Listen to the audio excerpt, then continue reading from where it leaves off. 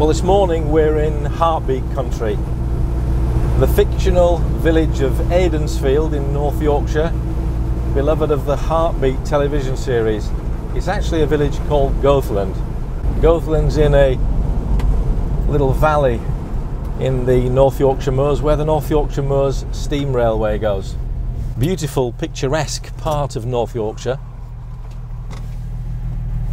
And I'm here in a 1955 Jensen 541.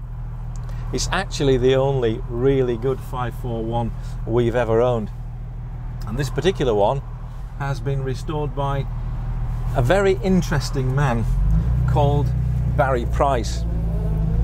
Now that name is quite well known to people involved in Lea-Francis cars, because it was Barrie Price who bought the Lea-Francis company in 1963. And he owned it right until a few years ago. He was a bit of a legend in Lea-Francis circles, actually developed a Lea-Francis car of his own. We owned one of those a number of years ago. And Barrie Price restored this particular car for his niece starting in 2010, and he joined the Jensen Owners Club, I suppose, for some part support while he did that. But what was astonishing to the club is that he turned out to have been actually involved in the early story of the 541. In the file for the car, there's some reference to this bit of history because he was a friend of Colin Riekie, the chief designer for Jensen, and there's actually a picture of the prototype 541 outside Barrie Price's home with his Rolls-Royce Phantom II.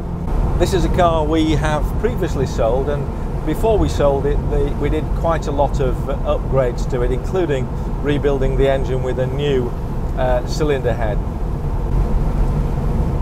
So the model was introduced at the 1953 motor show, although production began actually the following year. This particular example was registered in 1955. Now what's remarkable about the car, bearing in mind that it's now 70 years old, is just how long-legged it is. I mean, it really was a supercar back in its day. Well over £2,000 to buy new, at a time when that would buy you a couple of decent houses. And if they had the overdrive fitted, which this particular car has, with its 4-litre Austin engine and triple carburetors, it could actually make 115 miles an hour. Early examples like this one have drum brakes, which are servo assisted, but they're well up to the job. And this has both the optional overdrive and wire wheels.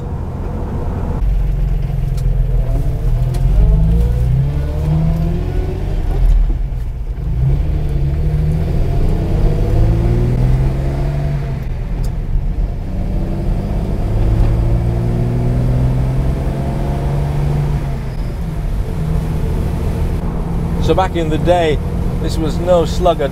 This would keep up with everything that was on the road at the time. 70 miles an hour, the legal speed limit today, is an absolute cruise in a car like this. So it has a very strong steel chassis, fiberglass body, but it's a very sound and solid construction, and as you see, after 70 years, it's still looking remarkably good.